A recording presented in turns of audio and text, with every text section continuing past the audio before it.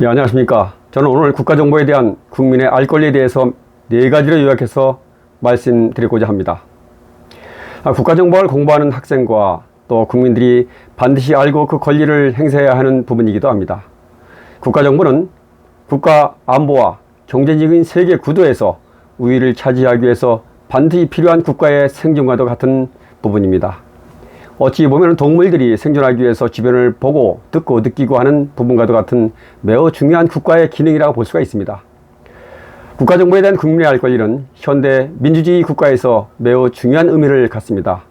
이것은 단순히 정보 접근 차원을 넘어서 국민이 국가 운영과 정책 결정 과정에 참여하고 국가 권력을 감시하며 민주적인 정당성을 확보하는 책임적인 기반이 되기 때문입니다.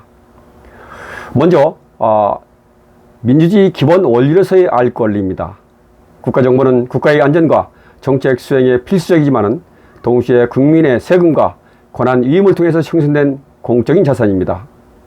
따라서 국민은 자신이 위임한 권력이 어떻게 행사되고 있는지, 정보기관이 합법적이고 정당한 활동을 하고 있는지를 확인할 권리가 있습니다. 알 권리는 국민 주권의 실현이자 민주주의의 기본적인 토대입니다. 두 번째로 권력 남용 방지와 투명성 확보 차원입니다. 정보기관은 비밀성과 전문성을 특징으로 하고 있기 때문에 권력의 자유적인 남용 위험이 항상 존재합니다. 그러나 국민의 알 권리가 제도적으로 보장될 때 의회, 언론, 시민, 사회가 감시 기능을 수행할 수 있어서 정보기관의 불법 활동이나 인권 침해를 예방할 수가 있습니다. 투명성은 곧 국가기관의 신뢰도 제고로 이어집니다. 세 번째로 국가 안보와 민주적인 정당성의 균형입니다. 국가 정보는 본질적으로 안보와 직결되므로 모든 정보를 무제한 공개할 수는 없습니다.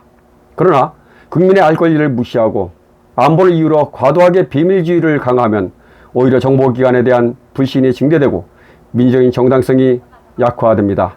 따라서 국민의 알 권리와 국가 안보 보호 사이의 균형은 민주국가가 반드시 지켜야 할 원칙이기도 합니다. 네 번째로 국민적인 참여와 사회적인 신뢰도 중심입니다. 국가 정보에 대한 일정 수준의 공개와 설명 책임은 국민이 국가 안보 정책을 이해하고 지지할 수 있는 기반을 마련합니다. 이것은 정보 정책에 대한 사회적인 합의 형성과 안정적인 운영에 기여합니다. 즉 국민이 알 권리를 통해 정보기관 활동을 합법적이고 정당한 것으로 인식할 때 국가 전체의 통합과 신뢰가 강화됩니다.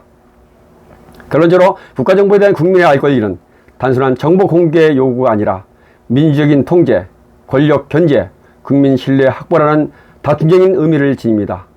따라서 국가는 안보라는 특수성을 고려하되 합리적인 범위 내에서 국민의 알 권리를 제도적으로 보장하고 강화해야 합니다.